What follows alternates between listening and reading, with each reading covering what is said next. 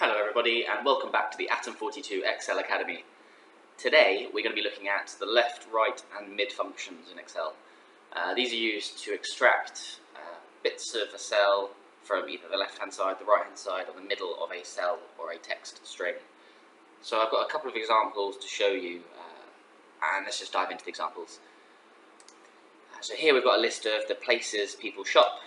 So Morrison's Chalk Farm, Morrison's Barnet, and a load of other places that we quite frankly made up. If we wanted to extract the shop from this text string, we could use the left function, returns a specified number of characters from the start of a text string.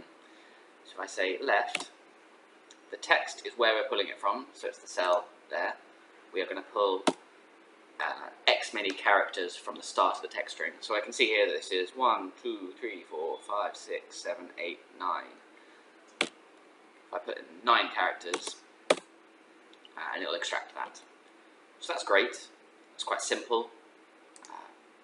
If I put in right, I could put in the same number of characters, and it would pull out that number of characters from the right hand side. If I drag this down, it'll work this far, but as soon as I get to Sainsbury's, and Asda, it's going to start looking a bit odd, as you can see, because it doesn't quite know exactly how long the thing I want to pull is.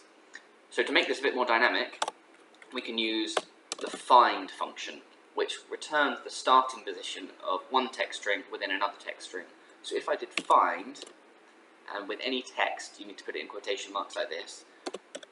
So if I'm going to find that bit of text, the space hyphen space, which is a common separator, so a common delimiter within this text, and the start number is 1, so just starting from the beginning of the cell, beginning of the text string, it returns the relative position of that within the text string.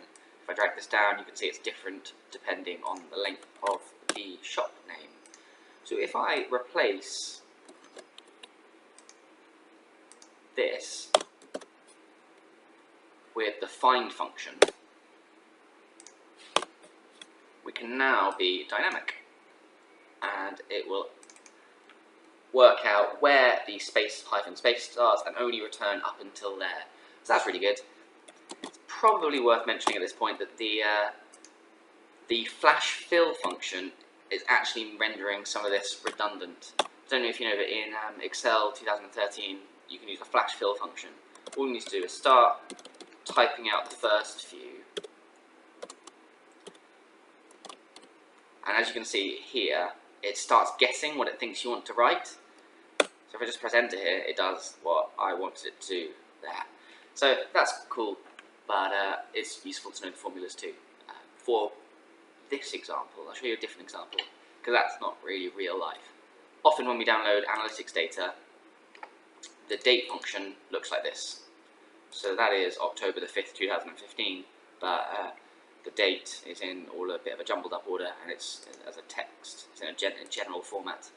So if I put in a new column called real date,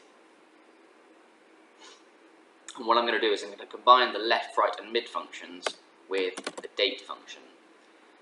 So the date function is just builds a date for you. So you begin with year, then month, and then date. So with the year function, I'm going to pull from the left-hand side of this text string, 4 characters, because I can see it's 2015, which is 4 characters. For the month, I'm going to need to pull something from the middle, so I'm going to use the mid function, and this has an extra part to the formula. You have to say what text you're pulling it from, and the start number, and that's the point at which we start from. So it's 1, 2, 3, 4, and then the month starts on the fifth character. Start from 5 and only 2 characters long. And finally the day we're going to take from the right, returns a specified number of characters from the end of a text string. If I do that text, and the number of characters is only 2, if I close that formula off, what I've done here is I've said date. The year is going to be from the left-hand side of this text, 4 characters on the left. This is going to be 2 characters in the middle. This is going to be 2 characters from the right. And it gives me in a friendly format, and now I'm able to pivot this and analyze more effectively. That's something that we use very, very frequently, the left, right and mid, to do this exact thing. I probably do this several times a week. So if there's any questions on this, please do feel free to let us know. I'm always contactable at excel@atom42.co.uk. Thanks very much for your time.